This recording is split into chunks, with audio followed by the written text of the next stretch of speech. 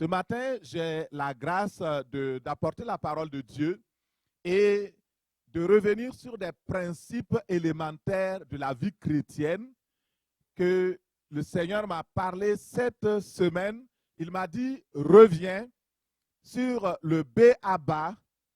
concernant ma personne, concernant le Saint-Esprit, concernant la vie chrétienne, afin que mon peuple soit instruit. Et donc, très rapidement, nous allons aller découvrir ce que nous allons enseigner ce mois, parce qu'on ne va pas attendre la semaine prochaine. Le mois de juin sera notre mois de la manifestation de notre destinée par la puissance du Saint-Esprit.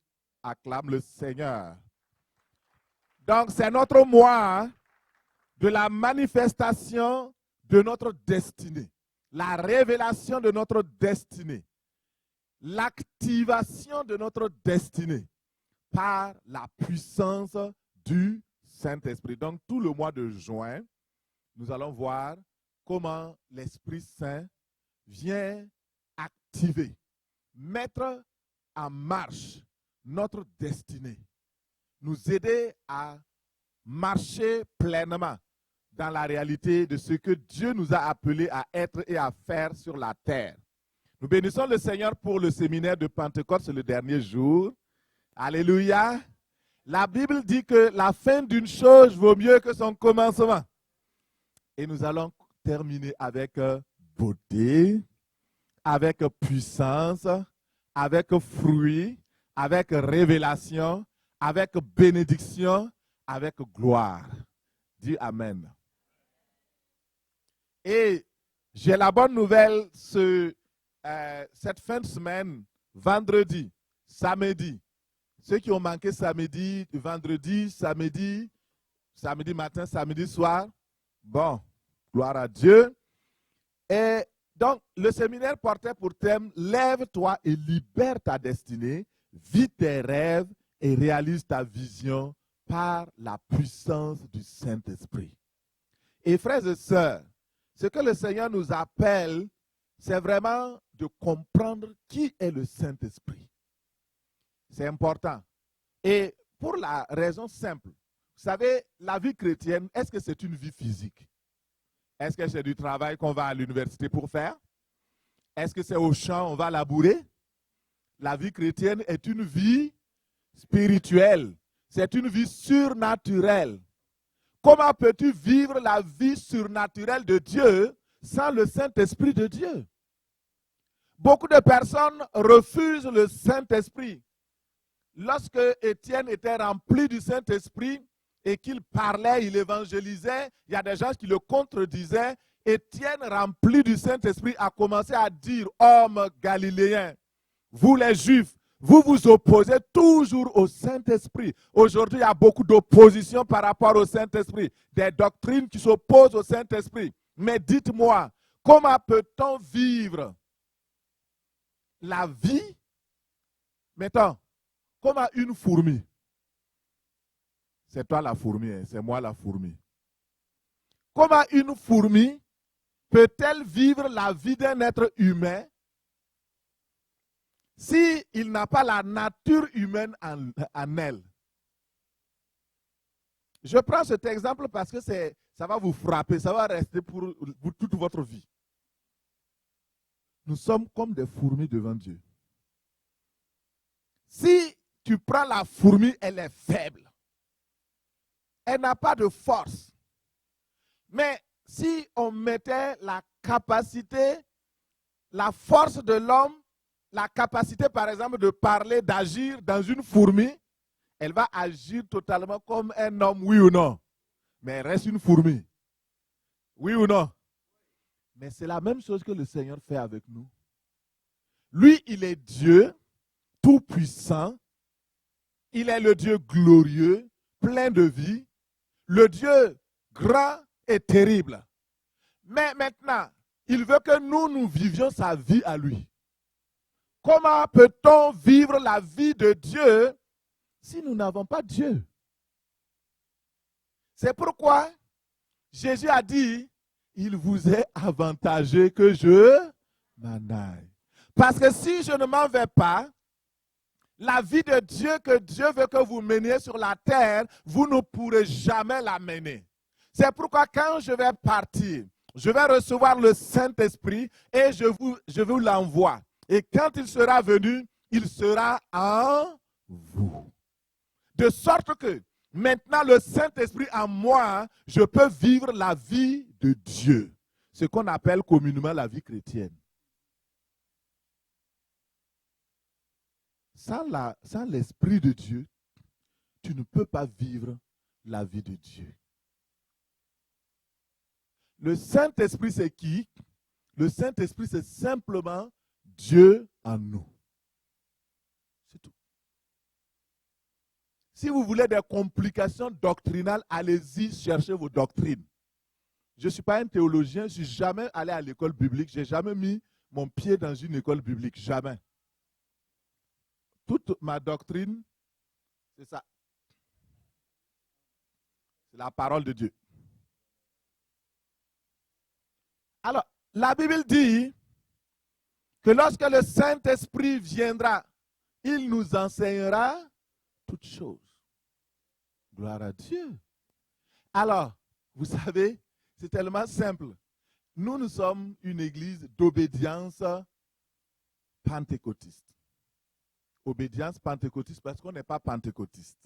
Parce que pentecôtiste, c'est une dénomination. Nous ne sommes pas de la dénomination pentecôtiste, nous sommes d'obédience pentecôtiste. Ça veut dire quoi? Que nous croyons au Saint-Esprit de Dieu. Mettez un point là-bas. Nous sommes une église évangélique. Ça veut dire que nous croyons dans les 4 évangiles. Il y a des églises, par exemple l'église catholique ne croit pas aux 4 évangiles.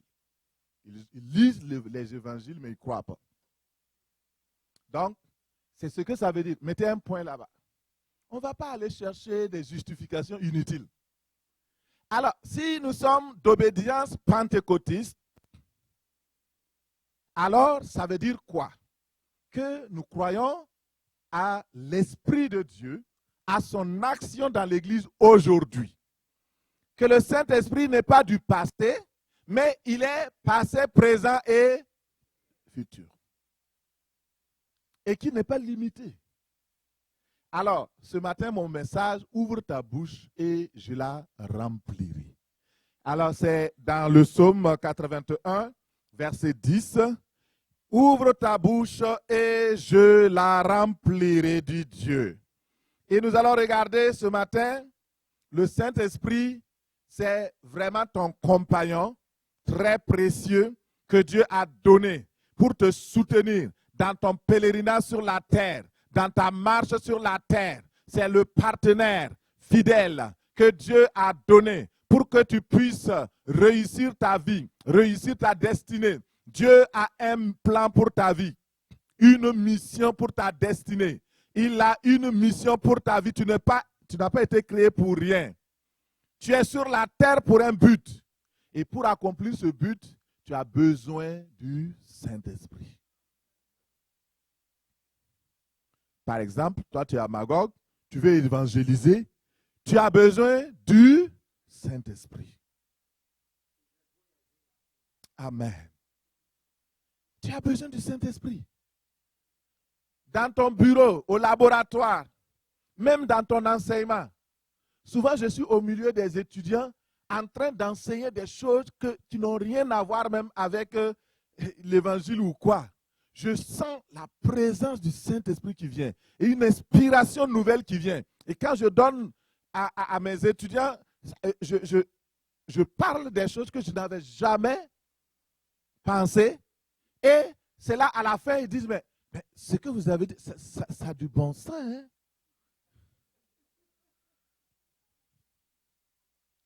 Parce que le Saint-Esprit n'est pas seulement pour venir à l'église, prier et puis parler en langue. Non, le Saint-Esprit est venu pour nous aider même dans nos activités quotidiennes.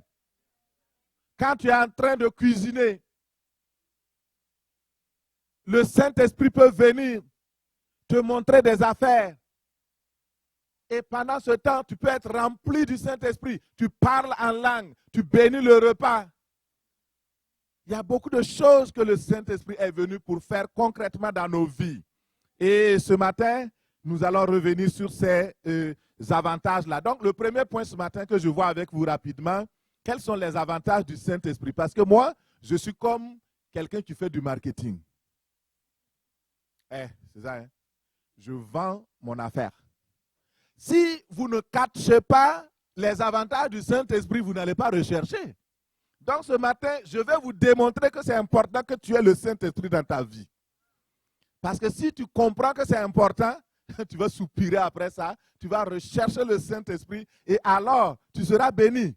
Moi, j'aurai accompli ce que je dois faire. La première chose, Jean 16, verset 7, Jésus parle. Il dit, cependant, je vous le dis en vérité, il vous est avantageux que je m'en aille.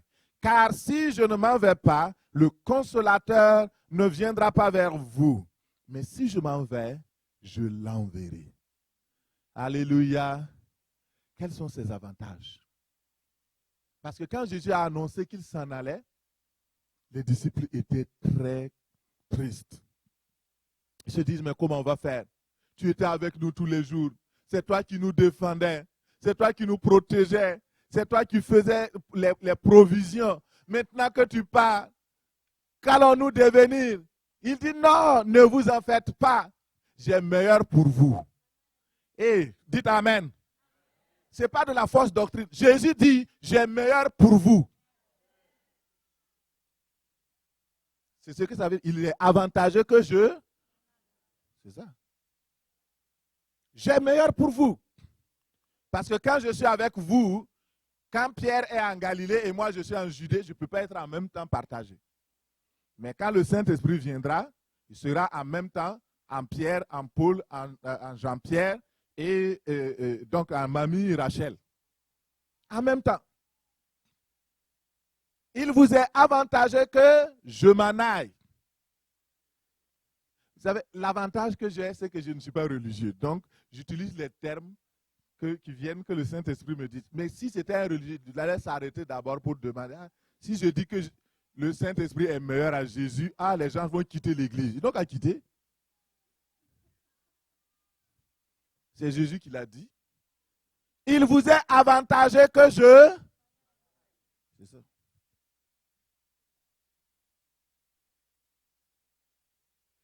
La première chose, c'est que quand le Saint-Esprit vient, il va être votre consolateur. Ils étaient tristes. Ils avaient besoin de consolation. Deuxième chose, le Saint-Esprit convainc du péché. Jésus dit que si le Saint-Esprit vient, il va convaincre le monde en ce qui concerne le péché, la justice et le jugement. Deuxième chose, le témoignage et le sceau de l'appartenance. Lorsque le Saint-Esprit vient, il va vous montrer que vous appartenez à Dieu.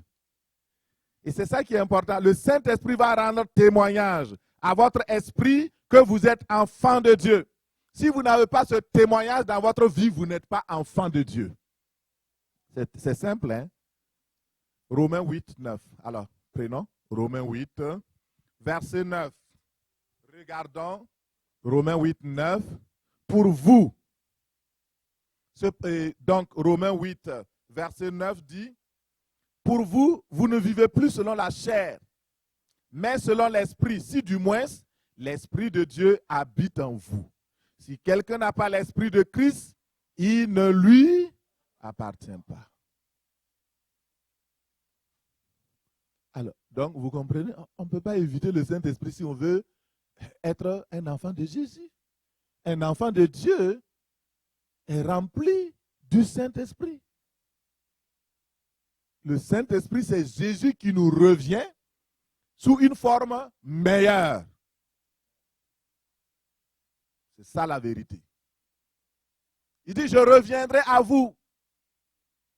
Comment on va l'appeler? Saint-Esprit. On va l'appeler consolateur. On va l'appeler Dieu Tout-Puissant. On va l'appeler présence glorieuse. On va l'appeler Paraclétos.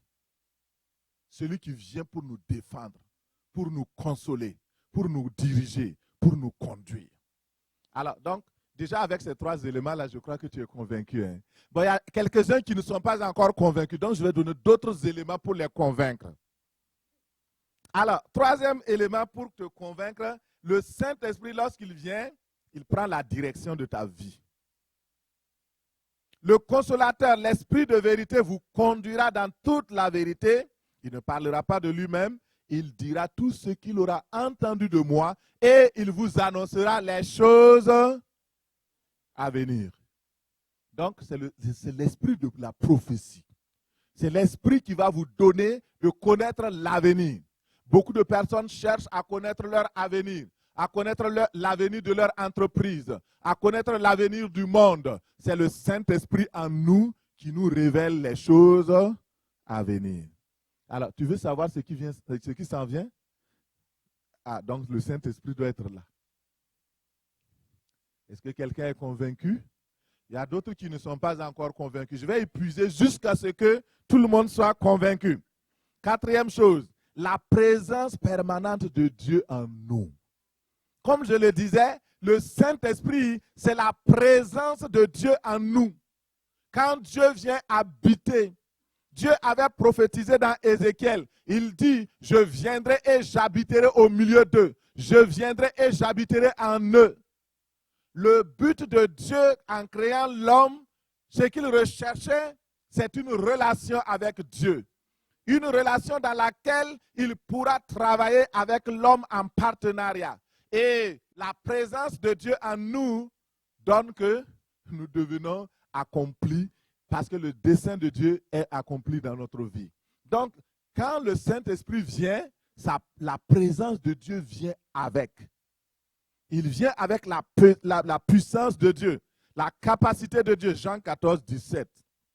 L'Esprit de vérité que le monde ne peut recevoir. Alors, le monde ne peut pas recevoir le Saint-Esprit. Si toi, tu ne peux pas recevoir le Saint-Esprit, il faut te poser la question, est-ce que tu n'es pas du monde? Tous les enfants de Jésus qui ont confessé Christ dans leur vie ont la capacité de recevoir le Saint-Esprit. Mais le monde, ceux qui ne connaissent pas Christ, ceux qui ne sont pas repentis, ils ne peuvent pas le recevoir parce qu'ils ne le connaissent pas. Ils n'entendent pas parler de la Pentecôte. Aujourd'hui, c'est la fête commémorative de l'arrivée du Saint-Esprit sur la terre. Ils ne connaissent pas ce que c'est. Ils entendent dans les journaux et de plus en plus, on ne parle même pas de ça, même dans les églises. Vous le savez, hein? C'est dommage. Alors, l'esprit de vérité que le monde ne peut recevoir parce qu'il ne le voit point et ne le connaît point, mais vous le connaissez. Connaissez le Saint-Esprit. Cherchez à connaître le Saint-Esprit. Le Saint-Esprit, quand quelqu'un vous demande, dites, le Saint-Esprit, c'est le Dieu tout-puissant qui a créé le ciel et la terre, qui vient habiter dans l'homme. Il est en moi, je l'ai reçu, je suis content parce que désormais, c'est lui qui conduit ma vie. C'est ça. 5e chose. Il dit, vous le connaissez et il demeure avec vous et il sera en vous. Alors, si les gens vous discutent, le Saint-Esprit c'est ceci, le Saint-Esprit c'est cela, alors, j'ai lu plein de doctrines sur le Saint-Esprit. Il y a des doctrines des Mormons sur le Saint-Esprit, doctrine des témoins de Jéhovah sur le Saint-Esprit, doctrine des catholiques sur le Saint-Esprit, doctrine des protestants sur le Saint-Esprit. Je dis, Seigneur, pourquoi ils cherchent tous ces choses-là? Mais c'est tellement simple. Il dit, quand le Saint-Esprit viendra, il sera avec vous, il sera en vous. Christ en nous. Christ en nous. Le Saint-Esprit, c'est Christ en nous. Tellement simple. Les gens s'aiment compliquer. 5e, le Saint-Esprit vient comme un partenaire dans le combat spirituel, un partenaire dans la prière. Il vous soutient dans la tentation. Dans Luc 4, verset 1, Jésus, rempli du Saint-Esprit, revient du Jourdain. Il fut conduit par le Saint-Esprit dans le désert où il a été tenté par le diable. Au moment de la tentation, Jésus a résisté. par la puissance du Saint-Esprit. Romains 8, 26.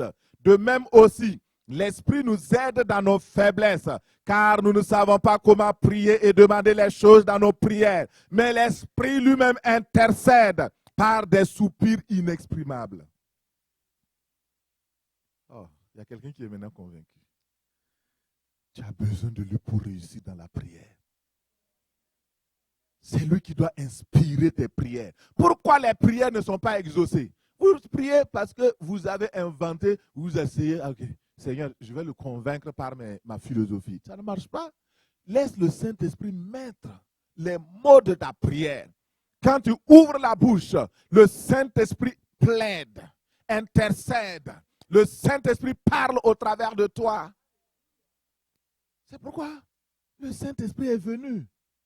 Quand tu commences à prier, oh Saint-Esprit, aide-moi, viens à mon secours. J'ai besoin maintenant de paroles pour parler au Père.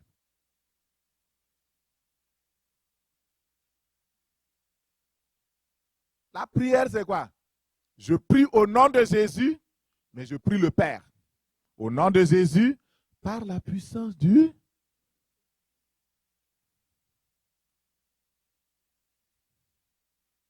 Le Saint-Esprit intercède. Sixièmement, la victoire sur le péché et les œuvres de la chair.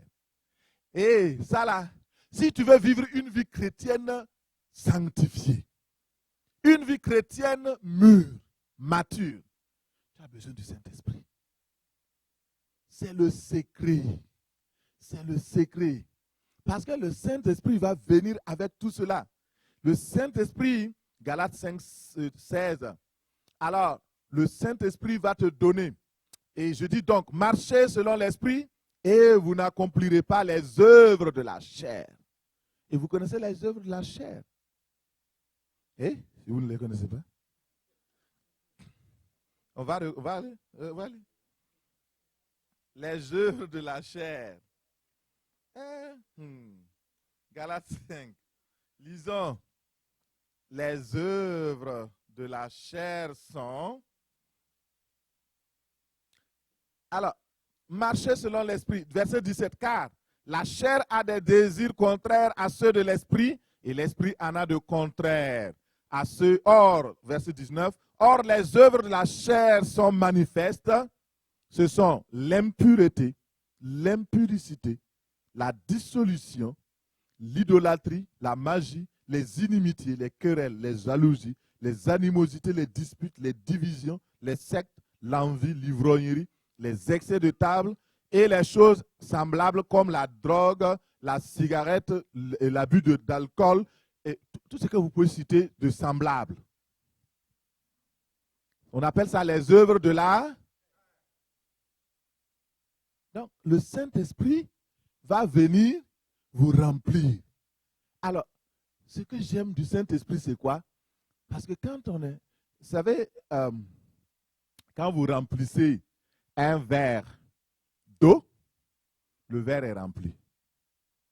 Vous ne pouvez pas remplir le verre d'eau et vous ne pouvez pas d'autres choses lorsqu'il est rempli d'eau, parce que ça deviendrait du mélangé. Il y a beaucoup de personnes qui sont remplies à moitié du Saint-Esprit et l'autre moitié, les œuvres de la chair, les œuvres du monde, etc. Ça, c'est pas bon. Et je ne crois même pas. Parce que si vraiment vous êtes rempli du Saint-Esprit, si vous êtes réellement rempli, ça veut dire que les autres choses s'en vont. Il n'y a plus de place pour autre chose. Le Saint-Esprit est un esprit jaloux. Il n'aime pas la cohabitation avec le péché.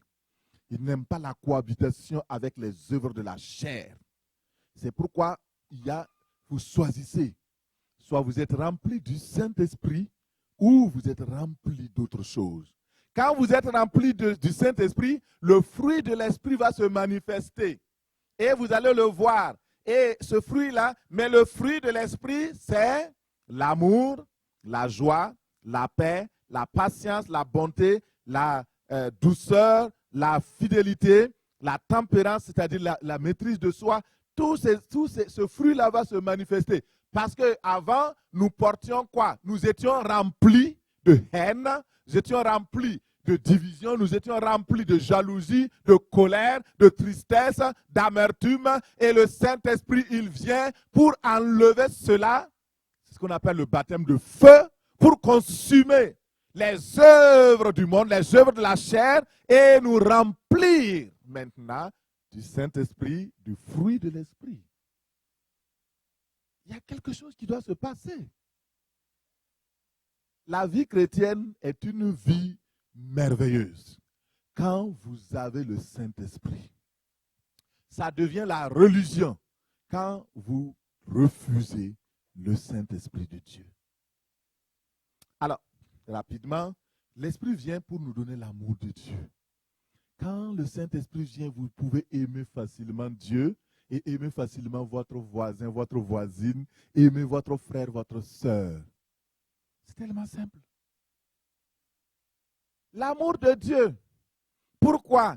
Dans Romains 5,5, or l'espérance ne se trompe pas, parce que l'amour de Dieu est répandu dans nos cœurs. Par qui? Par le Saint-Esprit qui nous a été.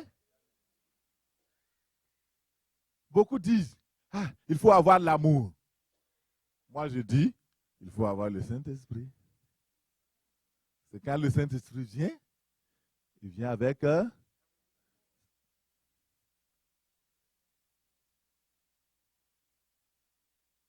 tu vas te lever dans une église, aimez-vous, pourquoi ne vous haïssez pas?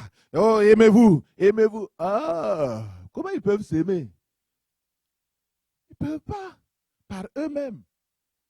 Ils se haïssent les uns les autres, simplement parce que le Saint-Esprit n'est pas là. Quand vous voyez une sœur qui ne vous aime pas, qui n'aime pas les uns les autres, priez Seigneur, aie pitié de cette sœur, elle n'a pas le Saint-Esprit. Au lieu de la haïr en retour, Seigneur, remplis-la du Saint-Esprit, de l'esprit d'amour, de l'esprit de douceur, de l'esprit de patience, de l'esprit de maîtrise de soi. C'est ça. De l'esprit de grâce. Alléluia. 8e.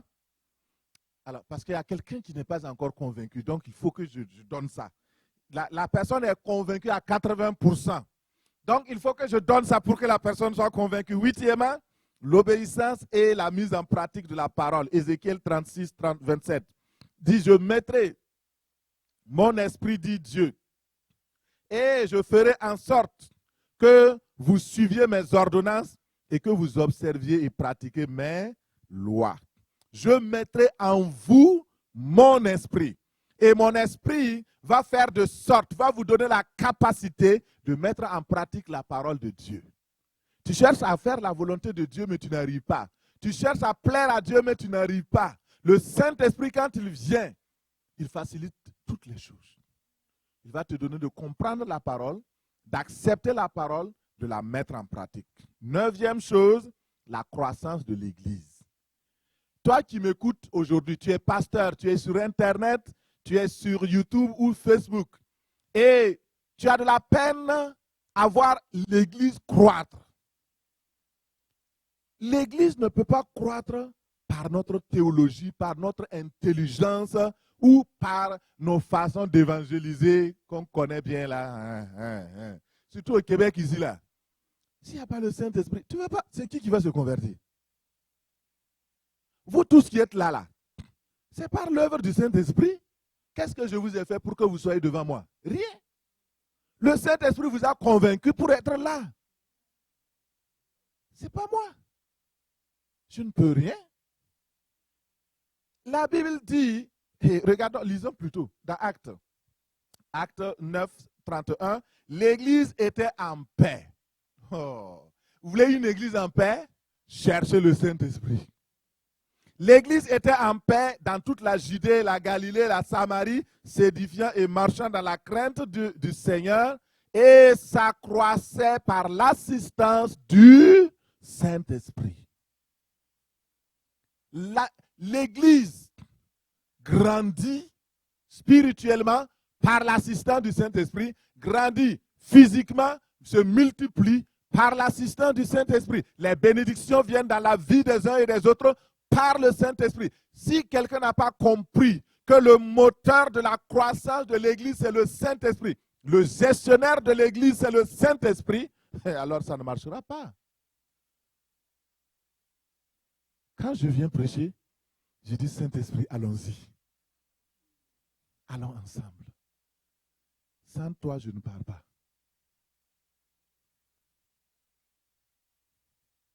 Souvent, je suis en retard parce que là, il n'a pas fini avec moi. Il a encore d'autres choses à me dire. Je dis, ok, c'est toi le patron. J'attends. C'est tellement simple. La vie de l'esprit, c'est une vie merveilleuse. Alléluia. Et finalement, donc, pour porter des fruits individuels, pour porter des fruits dans l'assemblée, pour porter des fruits de la communauté, nous avons besoin de l'esprit. Que le Saint-Esprit vienne, que la puissance d'en haut nous couvre. Et si tu n'as pas été convaincu par les 9 éléments que j'ai apportés, le 10e là, ça tu n'es pas convaincu, bon, il faut maintenant quitter l'église. Voilà, merci, tu ne reviens plus ici. Cet élément-là, hey, j'ai laissé le meilleur pour la fin. Le Saint-Esprit, c'est l'esprit de la résurrection et c'est l'esprit qui va t'enlever, qui va enlever l'église. Alléluia! Alléluia! Ah, tu vas aller au ciel, non? C'est pourquoi tu es là. C'est le Saint-Esprit. Maintenant, si je ne veux pas aller au ciel, ça c'est ton problème. Mais moi, je sais que le jour quand le Christ va revenir, c'est le Saint-Esprit qui va nous enlever. Il dit dans Romains que si l'esprit de celui qui a ressuscité le Christ habite en vous, celui qui a ressuscité le Christ d'entre les morts, il donnera la vie à vos corps mortels. Il y a une double révélation ici. La première révélation, c'est que c'est le Saint-Esprit qui a ressuscité Christ quand il était inerte dans le tombeau. Le Saint-Esprit est parti du coucou, on s'en va là. C'est la même chose. De la même manière que le Saint-Esprit a ressuscité le Christ, il va aussi nous ressusciter. Il va nous enlever à la trompette, à la dernière trompette. Lorsque le bruit se fera entendre, si tu as l'Esprit de Dieu en toi, tu vas entendre le son de la trompette. Mais ceux qui n'ont pas l'Esprit n'entendront pas le son de la trompette. C'est pourquoi l'enlèvement de l'Église peut survenir à tout moment. Et tu as besoin du Saint-Esprit. Ma soeur, si tu n'as pas encore reçu le Saint-Esprit, c'est aujourd'hui. Parce que demain pourrait être trop tard. Le Saint-Esprit vient. Le Seigneur m'a dit, reviens à des éléments. Ce sont des éléments que j'ai enseignés des années passées là. C'est vraiment ça. Lorsque vous êtes, et je termine avec les éléments d'expérience, et le Seigneur nous donne 3 ou 4 éléments d'expérience avec le Saint-Esprit. La première chose, vous pouvez recevoir le Saint-Esprit, c'est-à-dire être baptisé du Saint-Esprit. Cette expérience-là, notez les versets, je ne vais pas les lire. Marc 1, 8. Donc, Matthieu 3, 16. On voit le Seigneur Jésus-Christ, après son baptême, il sort de l'eau et le Saint-Esprit survient sur lui. Il a été baptisé de l'eau d'abord et du Saint-Esprit. Mais ce n'est pas dans cet ordre-là. Même si tu n'es pas encore baptisé d'eau, tu peux être baptisé du Saint-Esprit. On a vu le cas de Corneille, qui était là, soupirait après Dieu. Et lorsque Pierre est venu, Pierre a commencé par des discours. Le Saint-Esprit dit, bon, ok, comme toi, tu aimes discourir là, moi, je viens seulement. Alléluia. Et quand il a commencé à entendre ces gens-là parler en langue, waouh, Pierre était étonné. Donc, baptisé du Saint-Esprit, c'est très important. Deuxième chose, baptisé de feu. vous avez besoin des deux. Il y a des gens qui sont baptisés du Saint-Esprit, mais pas de feu. Or, le Seigneur a promis dans Luc 3, verset 15, comme le peuple était dans l'attente, il demandait à Jean, est-ce que tu es le Christ? Il dit, non, moi je ne suis pas le Christ, mais le Christ est au milieu de vous. Et lorsqu'il viendra, alors, je ne suis même pas digne de délier la courroie de ses souliers. Lui, il vous baptisera du Saint-Esprit et de feu. Le baptême de feu, c'est pour nettoyer notre vie, pour nous purifier et pour nous donner de marcher dans la sainteté. Et troisième expérience, c'est être rempli du Saint-Esprit. Ah, les gens vont me dire, mais quand je suis baptisé, ça suffit, non? Quand tu es baptisé, ça veut dire tu es plongé entièrement dans l'eau, c'est bien, le corps, l'esprit et l'âme plongés totalement dans l'esprit. Donc, le même qui a été utilisé, le même mot qui a été utilisé pour le baptême d'eau, c'est le même mot qui a été utilisé pour le baptême du Saint-Esprit. Donc, ça veut dire immergé, plongé entièrement dans l'eau. Et pour le Saint-Esprit, le baptême du Saint-Esprit, on est immergé dans le Saint-Esprit. Le Saint-Esprit vient, il surplombe, il nous plonge et on reçoit sa présence, on reçoit sa gloire, on reçoit son amour et la joie du Saint-Esprit en nous. Et maintenant, rempli du Saint-Esprit, ça veut dire quoi? Je suis baptisé, mais il faut que mon intérieur soit encore rempli, jusqu'à débordement. On dit, donc pour Jésus, Luc 4, 1, Jésus rempli du Saint-Esprit. Il était baptisé du Saint-Esprit, il est maintenant rempli du Saint-Esprit. Quatrièmement, revêtir de la puissance du Saint-Esprit. On est baptisé, on est rempli, on est revêtu. Ça, c'est le manteau du Saint-Esprit qu'on appelle l'onction. L'onction nous aide dans le service à faire l'œuvre de Dieu. Si vous avez l'onction de puissance, les miracles, les prodiges, les choses, les signes viennent. Mettez, par exemple, quand on regarde, Philippe était parti à Samarie et il a évangélisé la Samarie. Les gens se sont convertis. Mais il était là, il les a baptisés d'eau, mais il n'était pas habilité à prier sur les gens pour qu'ils reçoivent le Saint-Esprit. Il a envoyé à Jérusalem et c'est Jean et Pierre qui sont venus. Ils ont prié et les nouveaux disciples ont reçu le Saint-Esprit. Parce qu'eux autres étaient revêtus de la puissance d'en haut. Philippe était un apprenti. Alors, donc, et la direction divine conduit par le Saint-Esprit. Luc 4, 1, Jésus, rempli du Saint-Esprit, revêtu du Saint-Esprit, revint du Jourdain et fut conduit par le Saint-Esprit. Alors, c'est, si vous voulez, une doctrine, c'est la doctrine sur le Saint-Esprit que nous enseignons. Et donc, nous sommes ici, dans cette assemblée, nous croyons au baptême du Saint-Esprit, nous croyons au baptême de feu, nous croyons que les croyants doivent être remplis du Saint-Esprit, nous croyons que tous les serviteurs, les servantes, les ouvriers doivent être revêtus du Saint-Esprit et dirigés par le Saint-Esprit de Dieu. Alléluia. Comment recevoir le baptême du Saint-Esprit? J'ai réservé le reste pour la fin. On va prier tout de suite pour vous. Vous allez recevoir le Saint-Esprit. Comment le recevoir? Alors, dans Actes, Pierre dit c'est simple. Quand les gens sont crus, Acte 2, 38, Pierre leur dit, repentez-vous et que chacun de vous soit baptisé au nom de Jésus-Christ pour le pardon de vos péchés et vous recevrez le don du Saint-Esprit.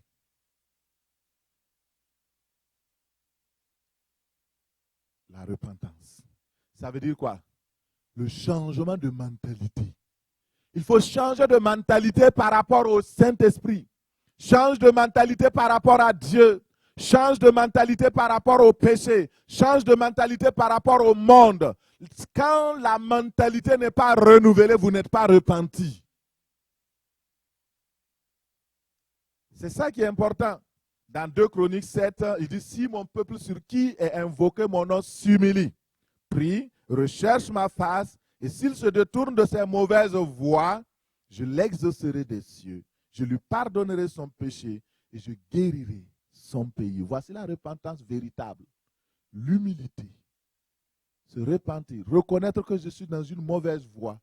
Peut-être ce matin, tu pensais négatif sur le Saint-Esprit. Tu négligeais le Saint-Esprit. Tu combattais le Saint-Esprit. Mais tu as eu aujourd'hui 10 éléments pour te convaincre parce que le Saint-Esprit est là et il t'a donné ces éléments pour que tu ne refuses plus. Tu dois renouer avec Dieu. Rappelle-toi donc, il y a des gens qui, ils avaient le Saint-Esprit avant, mais ils ont tellement fait des bêtises, entre guillemets, et à cause de toutes ces choses-là, le Seigneur, le Saint-Esprit s'est retiré. Ou alors, il est là, mais pas plus. Il dit, n'éteignez pas le Saint-Esprit. Donc, ça veut dire qu'il est là, il allume comme un feu, mais vous pouvez l'éteindre.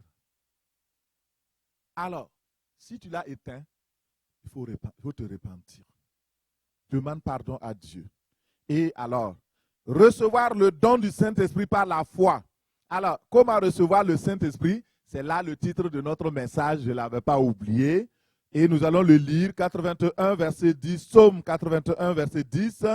Je suis l'Éternel, ton Dieu, qui t'a fait sortir du pays d'Égypte. Ouvre ta bouche et je la remplirai. Ce matin, le secret pour recevoir le Saint-Esprit, c'est d'ouvrir largement notre bouche. Dans la version anglaise, il est écrit « Ouvre grande la bouche ». Ouvre largement la bouche. Dans la version du semeur, c'est écrit « Ouvre largement ta bouche ». Ne retiens pas. Ouvre. Vous voyez, les oiseaux, quand la maman oiseau, quand elle vient, les petits oisillons qui sont là, ils entendent les ailes de l'oiseau qui vient. Et les oiseaux ouvrent le bec pour recevoir. Et la maman laisse tomber. Alléluia. Soyons comme ces oiseaux-là. Simplement, on va ouvrir la bouche. Seigneur, remplis-moi. On ouvre la bouche par la prière.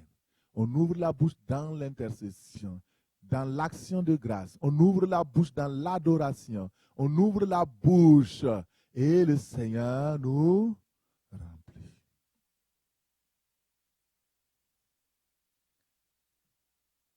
Alléluia. Seigneur Saint-Esprit, merci.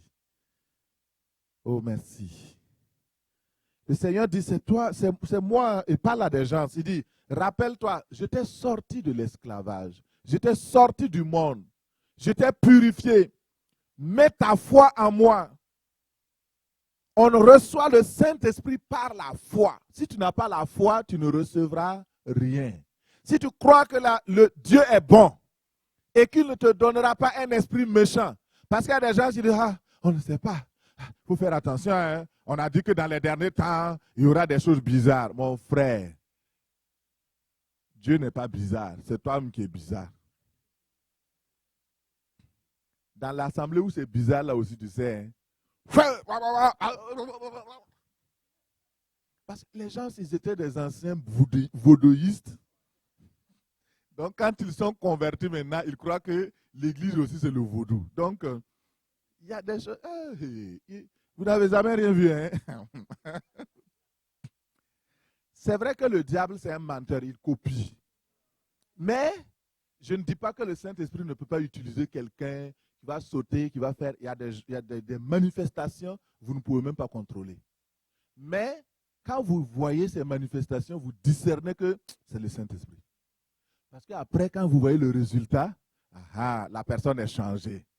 Mais vous voyez des gens, ils vont crier, rouler, rouler. Mais demain, vous regardez leur vie, il n'y a pas de changement. Ça, c'est quel Saint-Esprit? Saint-Esprit qui vient sur quelqu'un. Tu étais voleur. Demain, tu es maintenant, tu étais voleur premier degré. Et maintenant, tu es couché, roulé. Alléluia, tu parles en langue. Demain, on te voit.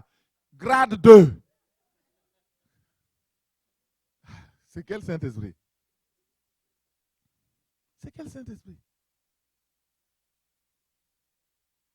Quand le Saint-Esprit vient, il y a du changement. À leurs fruits, vous les reconnaîtrez. Jugez-nous à notre fruit. J'aime ça. Le fruit. Par exemple, François, on a prié pour lui, il est guéri. Le fruit est là. On n'a pas besoin d'aller inventer des affaires. Ah, Dieu ne guérit pas aujourd'hui, il ne guérit pas. C'est un manque de foi, c'est tout.